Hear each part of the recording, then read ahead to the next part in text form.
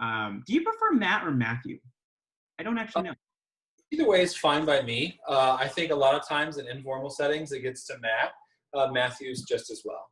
Okay. Well, I'm going to call you Matt. But yeah, for people that don't know Matt, he is currently working on a project called Miniatures for One. Matt is a composer and has been writing 30-second short little miniatures for individuals spread across the world now. And the first 50 of them were based off of people's favorite dessert. I decided for this episode that we would be making a dessert. And I asked Matt what he wanted to create, and he settled on, what are we making today? Making a fruit tart. A fruit tart, yeah. I will say this was a harder one for me than some of the other episodes, just because I would not describe myself as a big baker. I like baking, but I'm always much more terrified of baking, just because so much more can go wrong. So what's the first step? Well, the first step we've kind of already done, if I'm not mistaken, which was to make the pie crust, or make the tart crust. So we went through that, and it's a very basic crust, basically just like a pie crust as well. And you've probably refrigerated that, and it's in this nice little disc right now. And this recipe actually says just to flatten it right into the tart pan, or for us today, the pie pan. I think that's perfectly nice. If you want something that's a little more formal and definitely even throughout, just roll it out on a well-floured surface before that. Or, as I've done before, just go buy one of the pre-made pie crusts. Either way is perfectly fine. But today we'll take our dough that we've made, our pie crust, and just form it into the pan. You could just put the clump right in there. I've had mine sitting out for a little bit, so it's a little bit smushy. But essentially, you can just start to spread it out. You can just use your hands if you'd like. I'm going to move this just a little bit. Yeah, you can start to use your hands to thin it out over up the sides. Part of the reason why I like this one is there's a good amount of butter in the crust. Right. Something I'm necessarily making to try to cut any sort of sugars or sweets out, because this recipe has plenty of both. But it is a really nice buttery crust that's nice to work with. And again, if you wanted to, you could totally just roll this out, whatever you're used to doing. The biggest thing that I usually go for is just something that's a bit rustic, that's a bit homemade, if you will. Yeah. It's not meant to. I mean, it can still look beautiful, but like, it's not going to be. It doesn't have to be perfect. Yeah, I love because I've got 3 young kids. I have 3 young kids, so anything that I can do that can feel special, but also not take all afternoon or break the bank, I'm totally for it. I like this because it's not expensive. No, not at all. Not at all. This is a great one that I'll pull out if we have some fruit that I think is getting pretty ripe, and I'm not sure they're going to make it through it before it goes bad. Yeah. Because I can just have that right on top. There's not really much for that. It's either this or a smoothie, depending upon. Yeah. So if I have the time, that luxury, then I'll go for something just simple and basic like this. Yeah, for sure. Do you do a lot of baking then? Not a ton. My partner does a lot more. She worked and did wedding cakes for a real long time. Okay. 20s, so that's usually something that she would go off to. I do cook quite a lot, and the things that I do bake, I try to bake a lot of. It's like I get into these habits of, I really like doing this. Whenever I was doing my doctoral studies out in Connecticut, I would make biscuits all the time, to where our family finally just got really, really tired of biscuits. And that was Hartt? Yeah, that was at the Hartt School in Hartford, Connecticut. Right. And when did you graduate? I was there from 2012 through 2015. Oh, wow. Okay. So you've been out for a couple of years now. Yeah. So I was there for those years, and then I spent 2 more years out there teaching in the pre-college program. Okay. So they're teaching music theory and music composition. So so what's the next step? Well, it's a little odd. If we're not going to freeze them, we can do some things with poking holes in the bottom. There's a fantastic word for that I'm not remembering right now. Maybe it's aerating. That's what you do to your lawn when you do something like this. How many holes do you poke in there? Or charred crust. But yeah, poking holes in the bottom of it to avoid those soggy bottoms. Oh, so it's to stop the soggy bottoms. It is to stop the soggy bottoms. So we have to quote Mary Berry. We really do. Although for some reason my mind immediately went to "Oh Brother, Where Art Thou?" Fellow composer Evan Williams had just put up something about watching that movie recently, and the quote storm that happened after that was hilarious. It made my night. But of course, the band in that movie is the Soggy Bottom Boys. So that was some reason where my mind initially went to. Mm-hmm. But yeah, so after you've got that, usually to blind bake, and we'll see what all you have, it's fine. Usually I line this with foil and use some sort of baking weights or something. I use what I've actually kept and has went through three different states. These are just black beans. If you have rice, that could work. If you have lentils, that could work. Really anything. All it's doing is just to keep the bottom of the crust from puffing up really, really big. So half can work. I've been in a bind where I've even used like another pan on top of it to where it holds it down. So you line it with foil? Yeah. Just the bottom is what you're most concerned about. And again, if you had, I think other folks have used like parchment paper. If you have that, great. For some reason, I find myself often not having parchment paper around. Foil works perfectly fine because as it cooks, it's going to pull away from the foil. It's not like it's going to get stuck to it, and it's really, really hard to move. So I put the foil on. Yep. And then, and then you can just, essentially, I'm using the dry black beans. That's what I have. I almost got a thing out of lentils, but I have like this little thing of black beans. I don't know. I'm at least 3 states. I've had this in Florida, in Connecticut, and in Indiana. I'm going to use rice because that's what I have, and I don't mind reusing said rice. So yeah, absolutely. Use rice, lentils, anything that's heavy. Really, like I said, I've been in a bind to where I've had 2 similar pans, and you can put one pan on top of the other one and put something in there that is oven safe, whatever that might be. So it could be like a smaller saucepan on top of that pan. Really, whatever you can, just to keep it from puffing up and getting, thicker than what we'd like it to be.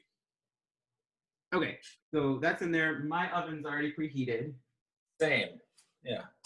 So then we stick this in the oven? Yeah, and I think the recipe says 12 to 15 for the first part.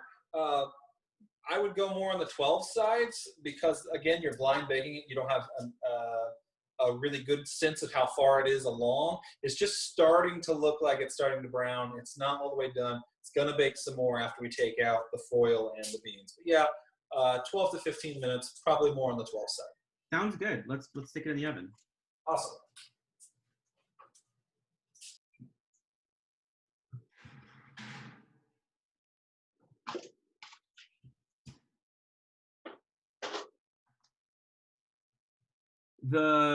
So you've been working on this quarantine project, and now you've written what, like 80 of them now? Yeah, I did the last one just a couple of hours ago. Was number 88. 88. Okay, wow. So next week we'll finish book 2. So since about the 15th or 16th one, I moved to doing 2 a day. Which is helpful for me, and I think an all right balance. But I do 2 a day with those, and I take the weekends off. But I take the weekends off to where I'm not writing. So that means I get about 10 of them done a week. So next week will be the final 10, 91 through 100 for book 2. And then I'll probably take a whole week off and then do a call for book 3. I have lots of questions. Sure. First off, I guess, tell me about the beginning of this. When did you start this? Why did you start this? How did you get the idea? And what has the response been? So a lot of wonderful things and all of that. And all of it kind of starts from an interesting place. I spent the end of February and the first couple of days of March of this year at the Atlantic Center for the Arts, enjoying a really, really nice time in residency. And I was able to work with Jennifer Hickman, had a really, really good time with some phenomenal associate artists. And that really, to me, felt like the first time that I had been composing in earnest in quite some time.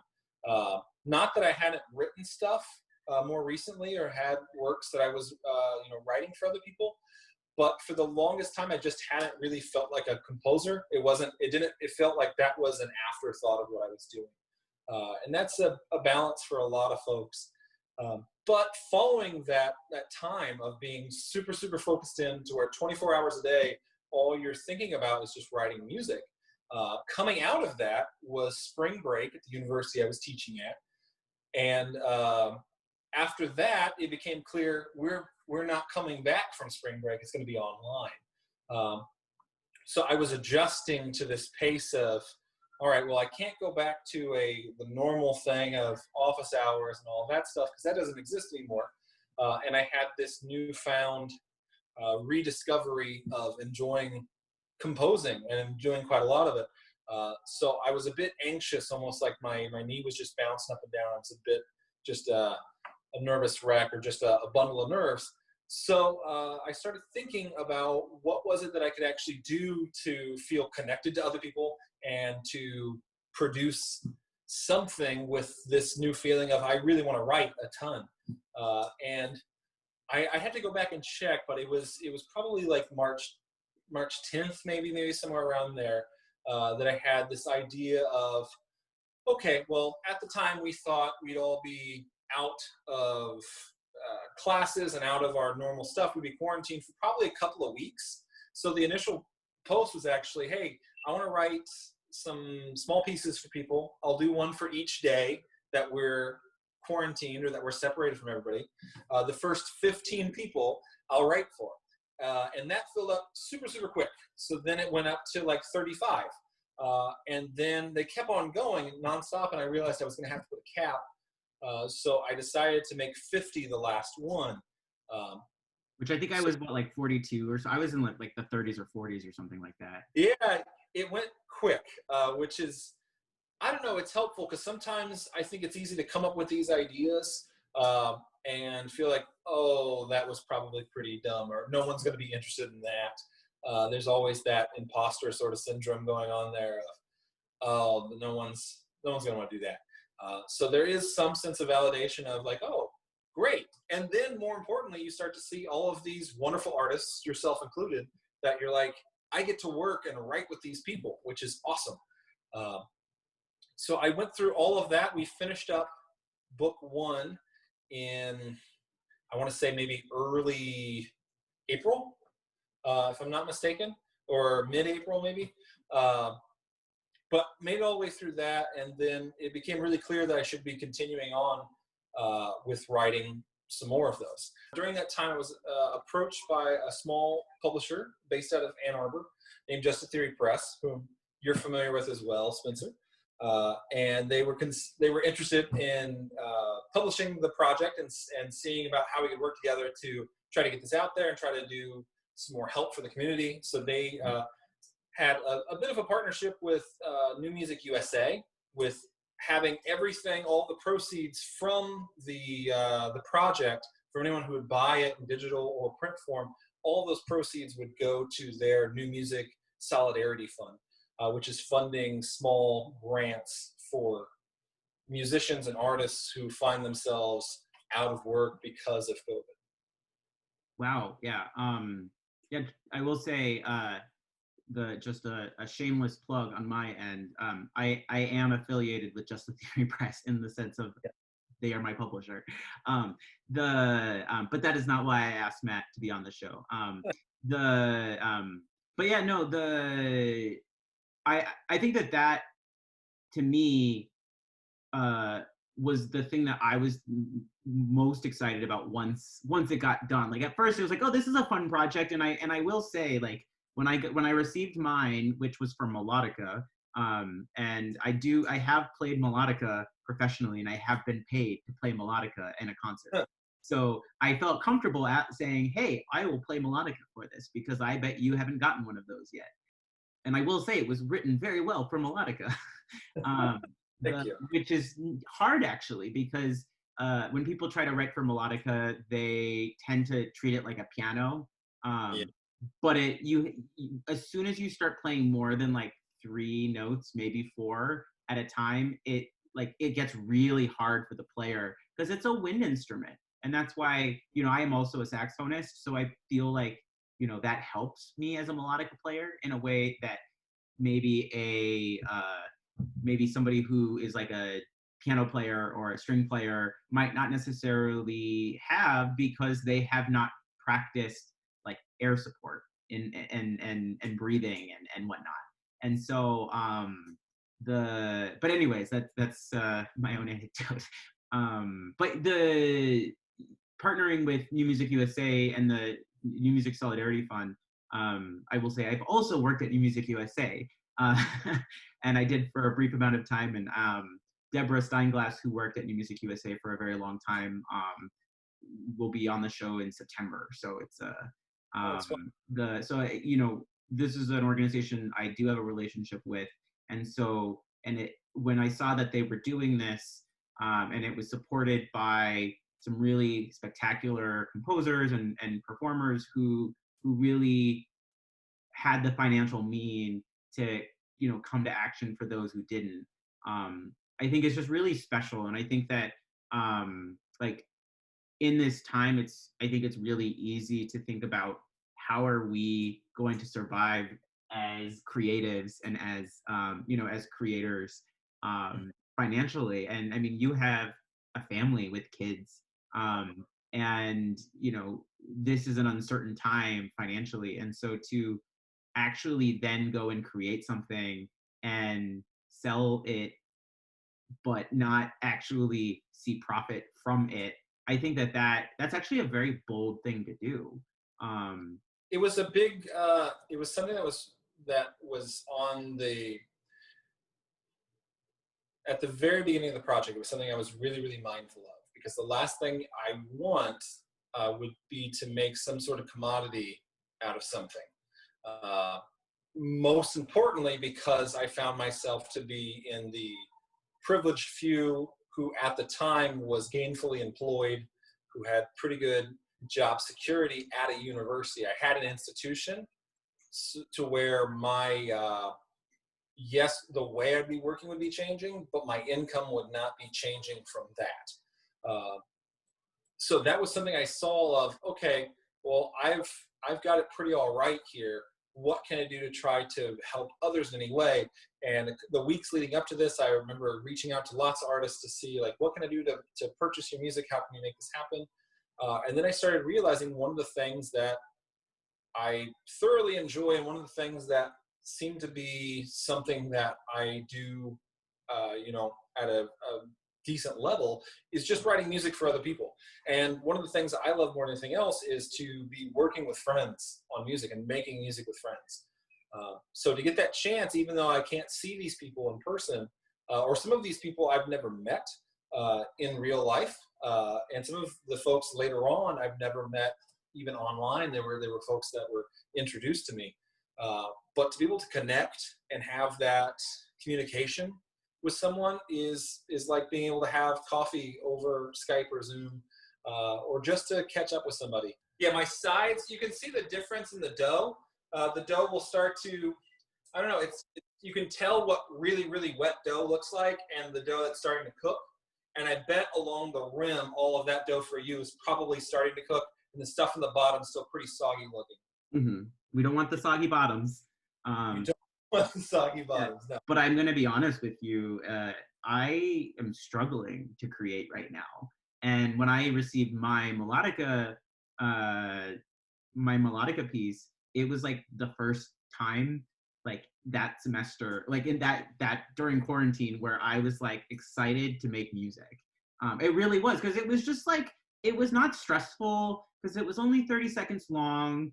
It wasn't super technically demanding, and some of them have been pretty demanding, but some of them have been also just very delightful, and mine was kind of quirky, and it was just kind of fun to put together. Let's go check our tarts. Yes. This looks much better than it did before. Where can you find the miniatures, and how much of the proceeds go to New Music USA? Sure. Well, it's published through Just a Theory Press, and you can find them on justatheorypress.com. It should be on the front page. It's where you can see miniatures for one, the name of the project. You can, there are suggested donations, but you can pay $5 for a digital copy or $10 and up for a print copy, and 100% of the proceeds go to New Music USA's New Music Solidarity Fund. So there's not a penny that's going to be made from either myself or the publisher on the project. Like I said, I'd never want to monetize some sort of bad situation. That if anything, I just want to continue to try to help the community that's been so helpful to me over the years. But essentially for this one, it's a really basic one. You're going to start off with flour, sugar, salt, and milk. I think it's 2 cups of milk. I think it is either a ½ cup or 3/4 of a cup flour, and I think it's 1 1/4 cup of sugar. But have to double check me on that. But you'll start off with the dry ingredients in your pan of just the sugar, the flour, and the salt. What kind of pan are you using? Just like a general saucepan, kind of a heavy pan. Nothing too much though. And you can mix those up if you want to, just the dry ingredients. And I think it's actually helpful to have a couple of implements here. This little rubber spatula is really, really great to get into the corners, because this is essentially like you're making like a sweet roux for like a gravy or something. And you're going to add the milk, and it's going to thicken up, and then you add your eggs, and that's what's going to make it a custard. But it's really easy for some of the flour to get in these little clumps, and the quickest way for this custard to start to taste suspect, if it doesn't break, which is the quickest way to ruin it, but the quickest way to make it not taste so good is if there's little clumps of flour somewhere in it. But having a little rubber spatula is great to get in those corners, and then just a whisk is really nice too. Whenever the last time I did this, I just had the spatula, I didn't have a whisk. It's totally doable with just one. If you have that luxury of having both of those, not a bad way to be. But essentially to all that stuff, you're going to add 2 cups of milk. Okay, so all the dry ingredients. And this is on medium heat. And so we already have the heat on. Yeah. Medium heat is once you all add that in, that's where we'll be. And then essentially, after we do that, we're just going to continuously move it around. Anybody who's ever made a gravy before has that notion of just continuously moving it, making sure everything's really well incorporated and getting out any lumps that you can. That's another great place for that whisk, is to get rid of those lumps. But you're just going to continuously stir it for 4 to 5 minutes. And during that time, over that medium heat, this is slowly going to come up to a pretty gentle boil. And it should start to thicken around minute 5. So, and how vigorously are we whisking? Is it kind of a light whisk, or are we? Pretty gentle. Like I said, I use the whisk mostly just to make sure everything's really well incorporated. And then I use that little rubber spatula that I had just to run through the mixture. Essentially feeling something that's going to have some resistance, so that way you have a sense of whenever it starts to thicken up. I'm curious to know about how, seeing all of these people, including myself, who are, have similar ambitions to, find their way into an academic position. What advice do you have for them? It's tough. Obviously, anybody who's coming up right now through grad school has any sort of sense, or recent graduates for that matter, have a sense of that things are a little bit more difficult than they have been historically. Some of the best advice, I think, is to keep a cool head as best you can through everything that's going to take place. Stick with it. I had a teacher very early on that said every day that you stick with it, there's a good chance is considering, discontinuing what they're working on, or maybe getting out of that race. It's a weird thing. It's not competitive in that you're seeing others as competitors against you. It's more of competitive with yourself, and that you're all in the same field and just seeing what everyone else is doing. So my best advice, I would say, is actually just stay connected with folks. Network as best you can with people.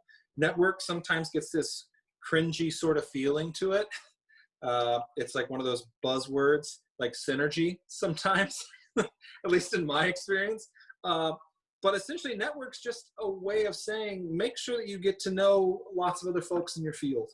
Have a sense of what's going on, who's doing what, and a sense of how everything works. Because I think that's going to build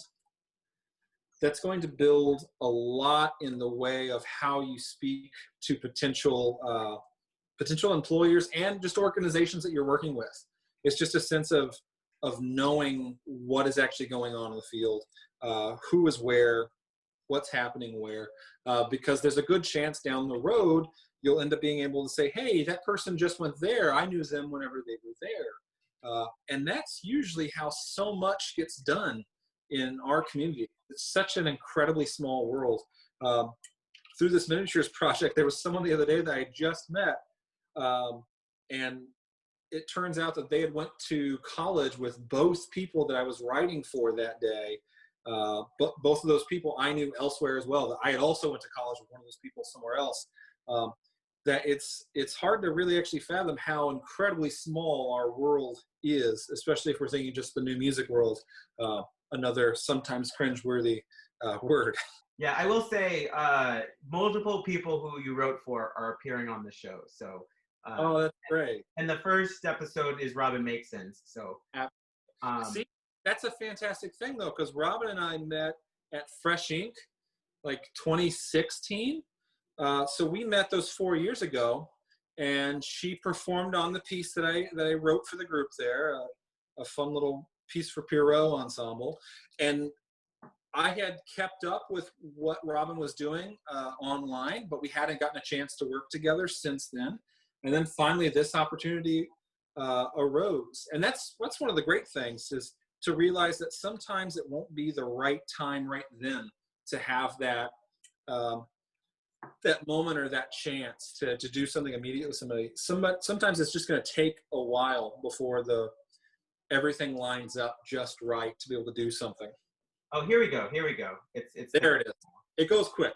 Yeah. So now I need to take it off the heat. Yeah. You'll just take it off the heat, and then you've got those eggs, which we cracked earlier. Right. And you can essentially just start to beat those in a little bowl, and make sure those are nice and well mixed. And here is the somewhat tricky part. I have a way that I do it. The recipe says take a cup of the mixture that we just had, of the flour, sugar, and milk mixture. Take a cup of that and add it to the eggs very slowly. I actually do a half cup the first time and then another half cup, just to make sure I'm making myself not add it too quickly, which is something that's really helpful. Yeah, and just do it very, very slowly, just adding in little bits at a time until it's mixed up. This is the part that you do not want to be super, super distracted on, which is tough. I've got 3 little ones, and distraction is like my MO. So to do this almost becomes cathartic if I have the opportunity to do it correctly. You're bringing the egg mixture up to the temperature that everything else is in. It's kind of like putting let's say you get a goldfish at like a county fair or something, right, and you have to put it in the fish tank inside of its own bag at first to bring that bag up to temperature, just like that. And once you have that all in there, it's just going to be just like your egg mixture. It's just a little bit, just a good deal lighter now. Right. And then you're going to be adding that to the rest of your mixture. Okay. And just essentially pouring it in there nice and slowly. So I'm going to move my whisk and go back to my spatula. And essentially just incorporate that really slowly into the full mixture. Like you have to really be ambidextrous to do it well.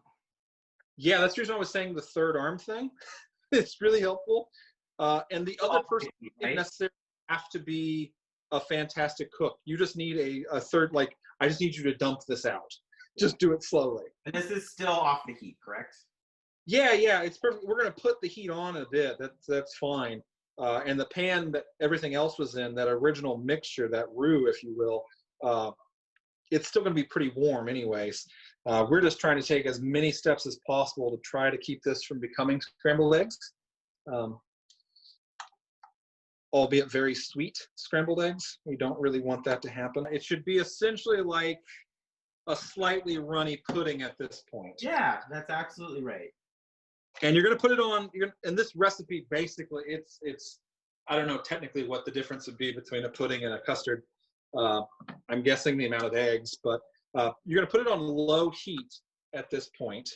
And this is where you're going to be adding in, I think the recipe says 2 tablespoons of butter cut up into tiny little pieces.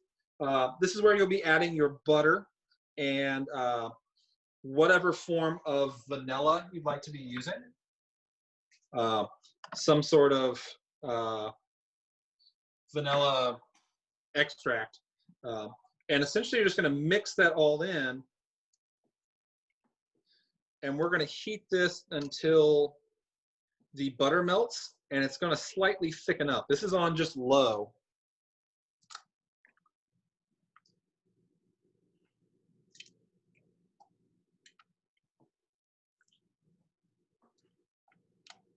How are we doing on your end? It's actually looking pretty great. Good. Yeah, this looks way better because I think I did when I was pouring it in, I think I did it much slower this time than I did the last time. I also think my mixture was thicker this time than it was the last time. Yeah, it's a tough one to get right. Thankfully, since it's a chilled dessert, you can chill it a little bit more to help it set up a little bit. The most important thing here is to have some sort of cling wrap that you can put over it, so that way it doesn't form a skin on top of it, which is very similar to whenever you're making a homemade pudding. So to have some sort of something to put over it, so either a saran wrap or some sort of cling wrap, that is really important. But essentially, after all your butter's melted and this is all moved through, and you can start to see kind of where I'm working through, it looks like a custard. It just needs a little more time to sit up in the fridge. But I bet at this point, we could probably just go ahead and pour it in the bowl. It should be touching the top of the custard. Yeah. So essentially, I've got it here as much as I can show it here. By doing that, it's making sure that there's not any air that's touching the top layer. When we don't do this, let's say we did this without the saran wrap and you just put it right in the fridge, usually the pudding will form like a layer on the top of it. It's almost like this weird skin. It's just from oxidization. I'm sure I just said that word wrong. It's from oxygen touching the top of the custard, and it starts to get this weird skin that you'd have to peel off. Not a good sight. But yeah, touching right on the top of the actual custard mixture, which feels counterintuitive and weird, but I promise it's the way to do it. I did not do that last time. And then, as the recipe says, you're going to put it in the fridge for at least 30 minutes. It could be more. I think part of the reason why it says the 30 minutes is just so it sets up a little bit. And then you could put it into your pie crust and all that stuff. Yeah, this custard looks way better than the last one did, though. That's awesome. Like I said, this is a pretty simple custard. I have a hunch if anyone is trying this, other custards have a lot more eggs in them. So I have a hunch that if that's the sort of custard you're looking for that sets up a little more, then I have a hunch the egg count is where that's going to be. Or maybe a little less flour. I'm not sure of everything, but that would be where you would want to make some changes. Okay, so put the custard on. It was perfect, the amount of custard. Isn't that the best? Yeah. It's like do you use manuscript paper whenever you write? It depends on the piece. Sure, but so even if for you, yeah, what do you do? Oh yeah, usually I start off on manuscript, but it's like shorthand, and by the time it starts to get really fully formed, it's into notation pretty quickly. It's like a quicker way to handwrite for me. But it's like whenever you're on manuscript paper and you end a phrase right at the end of the line, it's like, yes, that's perfect. Like that's how it feels to have just the right amount of custard for the size of tart that you've made. So now it's time to decorate. Yeah. Which is, in my opinion, my favorite part of this, actually. It's this fantastic art project that's so delicious and excellent and just fun. It's kind of relaxing, though. Oh, it's so relaxing. Yeah, it's the best. Any sort of repetitive motion or ideas, oh man, so... Well, I'm making a pattern with the strawberries. Oh yeah, same here. Making a pattern. The hard part about fruit, though, patterns, is that I want everything to be the same size. And that's just obviously not the case. Yeah, I like allowing for those asymmetries, though. Yeah, it's about, it's not perfect, but it's, it's still beautiful. Yes. Although this looks way more pretty than the first one.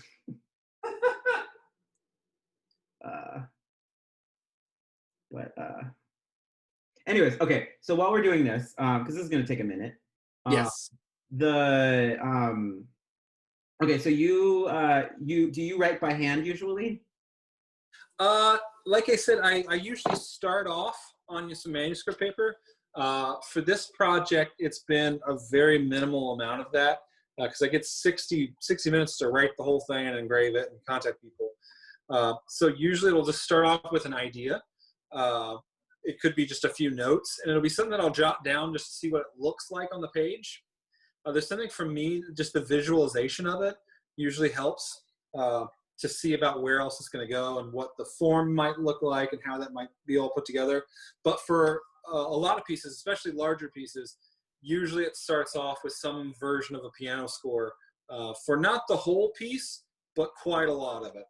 It's a process I still admire and treasure, but it's also something that I know you never want to push on somebody else. Just as a teacher, I think there's a lot of good stuff there, but for a lot of other people, it's a different kind of handwriting for them, and maybe they're more comfortable, going into notation software. But whatever works for you. But yeah, typically I balance between a couple of different ways of doing it. One thing I will say about that, as someone who also teaches composition, and I've been teaching composition since 2016, so for 4 years. Nice. Which I think for actually somebody in my current development as a composer is a pretty long time, actually. Oh yeah.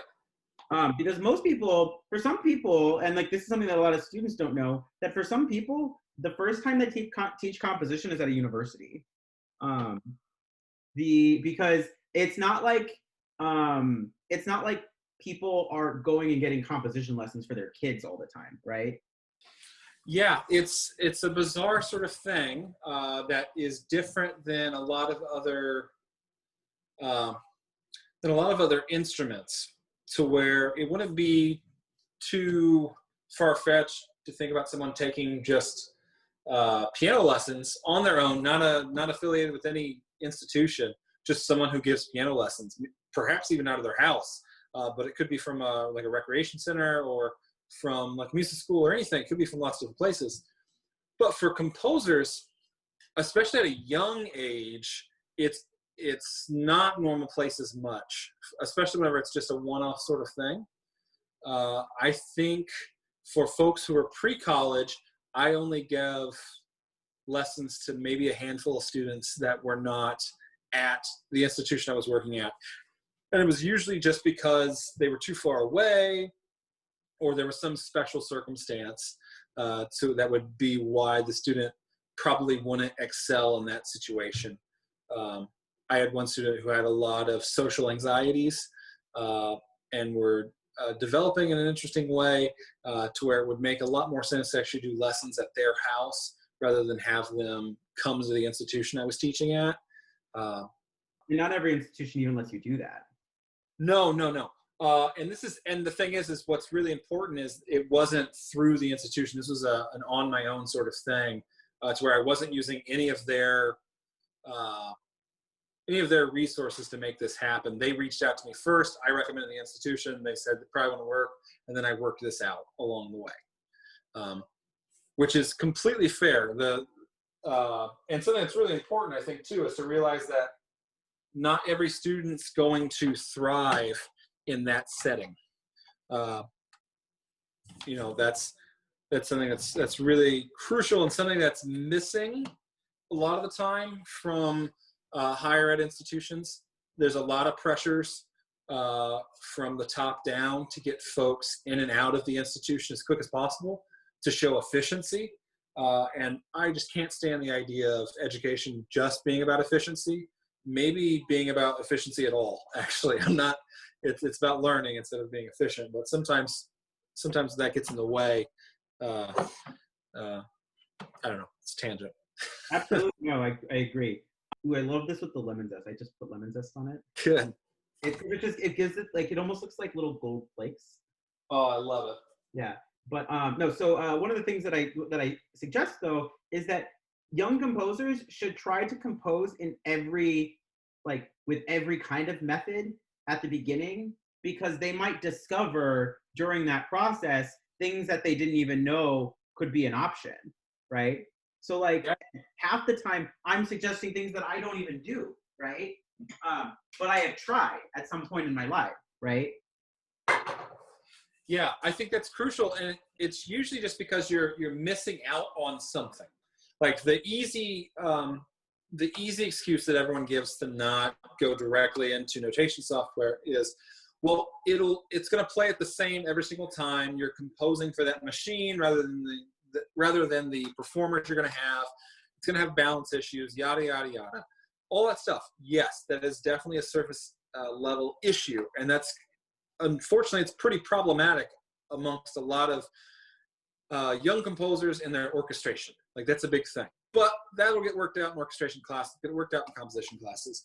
The other side of that, though, is, there's some stuff that maybe you're not hearing the same way in your notation, that you could find interesting ways of copying and pasting and shifting stuff around in the notation software that could lead to something that's new, that's different. That's really crucial. Working through thinking about how lead sheets work and thinking of how your progressions are working that way too is a helpful thing. Anything that's going to shake up their process to where it can hopefully include some new stuff is usually spot on, even if they're only just doing it for that process, just trying to do something new because we haven't done it before. It's probably going to end up subconsciously informing your work down the road some way. Do you cover this when you put it in the fridge? Oh, you could. I would not cover it down on it. I would use tin foil up above it. I might actually even put a plate over mine. I'm just now realizing oh yeah, that's a good idea. Yeah, I'm not wasting stuff. It's convex because it's going out. That's perfect. Yeah, it's probably about the right size. Look at that, though. Isn't that delightful? It really is. it's fun, it's chipper, it's a good use of fruit that's about to go bad. I'm gonna get that in the fridge. Yeah, and it feels a lot more than it actually is. So now that we've cooked together, right? What are you doing to stay sane and happy and just all around surviving during this time? Just being really present. I think that's really crucial. It's like a sense of like mindfulness. It's feeling comfortable sitting in the uncomfortable, sitting in the everything not quite being sure, that everything's a little bit shaky at the moment in a lot of different ways. I think that helps quite a lot. Laughter helps a ton. Just interacting with people as best you can. Phone calls seems so bizarre, but I've gotten into like just calling people a little bit more and just trying to talk to people and checking in on other people. That's helpful. Reading is really, really helpful. And it's going to sound silly because I've had to say it to a couple of folks now talking about it, but this project this is my outlet for that it eases my anxieties because it feels like I have some sense of purpose and schedule, which for me really helps ease a lot of anxieties, both just typical anxieties that I have and anxieties that are brought on by job stuff and everything else that's going on. So just being mindful of where you are currently and take walks if you can, observe beautiful stuff if you can, laugh at stuff if you can, all that normal stuff that we should be doing whenever we're really busy. And I suspect we'll be doing more of once we're back in the thick of it. Yeah, absolutely. Wonderful. So where can people find more about you? So you can go to my website, kennedycomposer.com. You can follow me on social media, just at Kennedy Composer. You can also see my works on justatheorypress.com. And that's really it. And links to all of that will be in the description below.